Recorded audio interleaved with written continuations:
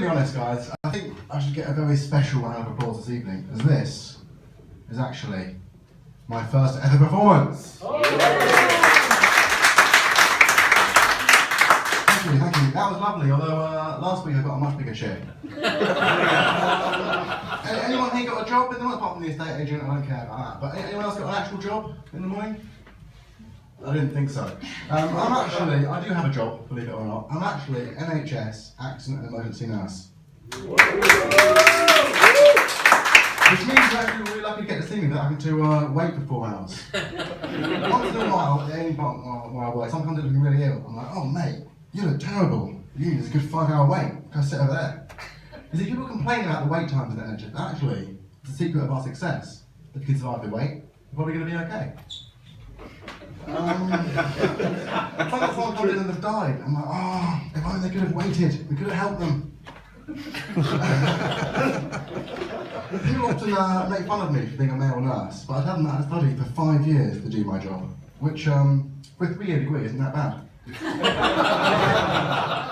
My brother said to me, to tell the audience you're a male nurse, right, because that's so funny on its own, you won't need any material. And then last week, at the end of a 19.5-hour shift, I was trying to pick the bits of broken glass out of a dead body. And the dead body vomited right over the front of me. And I thought, yeah, he's right, that is pretty hilarious. Okay. The next topic I'd like to discuss. Oh, hang on, let's go back to the nursing for a minute. Someone asked me the other week if I knew how many nurses worked in any department where I worked. And I said, on a good day, about half of us. Except on Mondays, they were all still a bit drunk from the weekend. Can you tell me then how many doctors work for the NHS where you work? And I was like, none, get the nurses to do that. He said, are you going to tell me a real number? Or are you just going to keep giving me these weird sort of, I said, no, this is a fictional conversation, and that is totally the purpose of stand-up comedy. You don't really exist. He said, oh, I feel terrible. I said, go and wait over there, you'll be fine. The next thing I'd like to discuss tonight is childbirth, because my wife is pregnant. No, I'm not happy about it, so don't make it worse. People ask me if it was a planned pregnancy. It was, obviously, it was her plan. But the pregnancy's going pretty well now. The kid's actually 4 months old. I just haven't updated my material for a while. As it happened, there was some complications, and my wife had to be induced, which means they bring you in and give you an exact date and time when you're going to give birth, which sounds great, but in our case it's actually pretty terrible because it was the same time and date as the first episode of the new season of Game of Thrones. Yeah, so this caused a massive argument, as you can imagine, and obviously I had to agree just to record it and watch it later. But the amazing thing about childbirth is, it's pretty amazing, even if you're watching it later when you want something.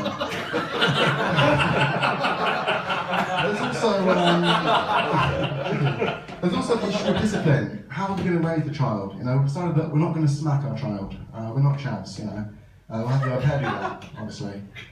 Not a child abuse room, I see, that's fine. Moving on. What else did I tell you guys? I steal from work all the time.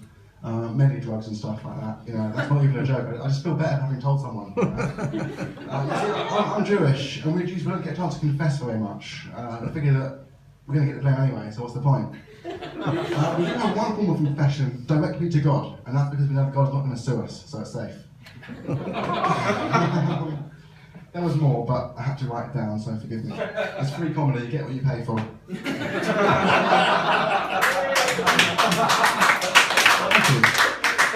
Me and my wife are both vegetarian, but I actually get to the next level and I eat animals as well. He said to me, darling, do you think we're soulmates? I said, darling, my soul is black and dark and twisted and hasn't got any mates. Yeah. I do marriage counselling as well, by the way, if anyone wants to see me after the beach. No one ever takes me up on that, funnily enough. Yeah, what else did I tell you about? Should I consult the notes again for a little bit?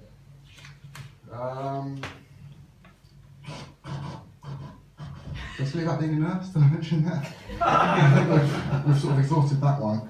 So I'm a typical Jewish guy from North West London, you know, except that I'm always broke and I'm terrible with my money, which I imagine is a bit like being a massive, strong black guy and having a tiny little willy. Sorry, Mama. So yeah, it's been a pretty good night. I've enjoyed myself, but as we all know, if you don't get a picture of Facebook, it doesn't really count, does it? So can I just get a quick selfie? Is that alright? One of you? Just a bit like you enjoying yourselves.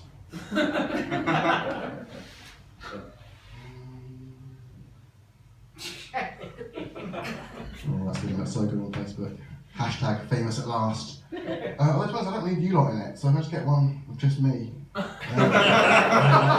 like that one better actually, to be honest with you. Right, I'm going to leave you with just one final Jewish joke. Some of my culture, because we used to have Jews in Winchester, but they don't anymore because they massacred them all. So I'm bringing some of the culture back in some small way. Here we go. There was once a rabbi famed throughout the land for marriage counselling. Any couple that had trouble, they would come and see him and he would sort them out. So one day I had an assistant rabbi wanted to come and learn the ropes. How do you counsel couples? You know, what's the secret? I said, what should I do with this couple? I'm going to counsel them, see how I do it, learn the ropes. So he calls them the first couple, Mr. and Mrs. Cohen. Calls them Mr. Cohen first. What's the matter? Oh, my wife, she's terrible, she's fat, she's ugly, she doesn't help with the washing, blah, blah, blah, on 15 minutes. After this tirade, the rabbi goes, you know what? You're absolutely right, God bless you. He goes, oh, I feel better now, thanks, and he goes home. He then calls in Mrs. Cohen, what's the matter? Oh, my husband, he's ugly, he's fat, he doesn't make any money, he doesn't help around the house. After 15 minutes of this, the rabbi goes, you know what? You're absolutely right, God bless you. He goes, oh, thanks, I feel better now, and he goes home. The rabbi turns to his assistant, he goes, see, that's how you do it. The assistant's like, yeah, but hang on a minute, you said to Mr. Cohen, you're absolutely right, and sent him home.